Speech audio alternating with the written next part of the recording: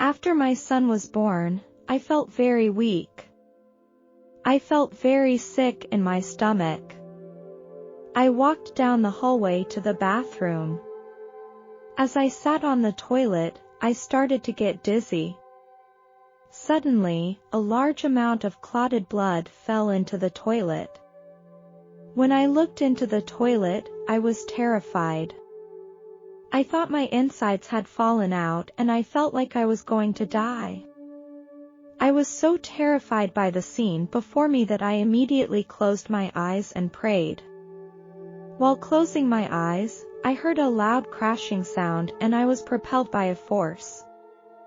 At this point I opened my eyes and found myself traveling through a dark tunnel. I knew I was dead, but I wasn't worried about that. I felt like there were a lot of people around me. I don't know how to describe what they looked like. They seemed to be made of light, and I knew I wasn't alone. When I looked into the sky, I could see a lot of stars. I also realized that there was a man standing behind me, his hand on my shoulder. Suddenly, I saw a pinpoint white light in the distance. Then the speed at which I was traveling began to increase and the point of light became larger and larger until I entered it. I seemed to be in a room with no ceiling and it was filled with white light. This light was so thick that I couldn't see the other people in the room, but I could hear them singing. I could also feel love and joy in this light. This part is hard to describe because it is completely indescribable. There is no joy that can be compared to this place, and there are no words in the languages of the earth that can describe it, so you can imagine it for yourselves. I left that room and found a very wide sidewalk that allowed 4 people to walk side by side. There were other people around me, but they all seemed to be talking and not paying attention to me. When I looked to my right, I could see majestic mountains and waterfalls, and below the peaks was a beautiful valley with many trees and meadows full of wildflowers, with vibrant colors. If you think the colors on Earth are gorgeous, you are wrong.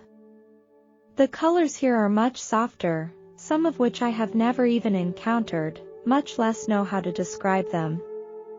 As I continued walking on the sidewalk, I saw a garden to the left of the grass.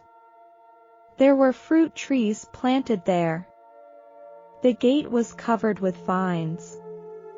I left the sidewalk and was about to go look in the garden, when just then a voice came from behind me and he told me to get back on the sidewalk. As I turned to look at him, I knew he was Jesus. He was wearing a white robe and sandals.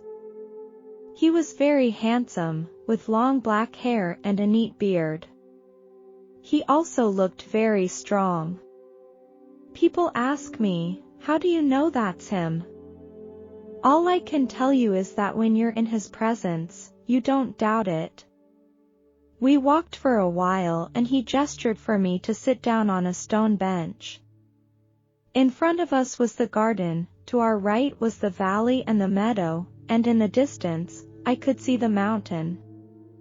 The sheer joy I felt sitting on the stone bench with Jesus was irresistible. I felt like I was back home. He told me that I had work to do, that I couldn't stay here, that I needed to go back. I pleaded with him to let me stay. He reminded me that my children needed me. My daughter was 2 years old and my son was only a month old. I still pleaded with him to let me stay. I heard someone call my name. At that moment, I felt like I was back in my body and my husband was holding me and screaming my name from the floor.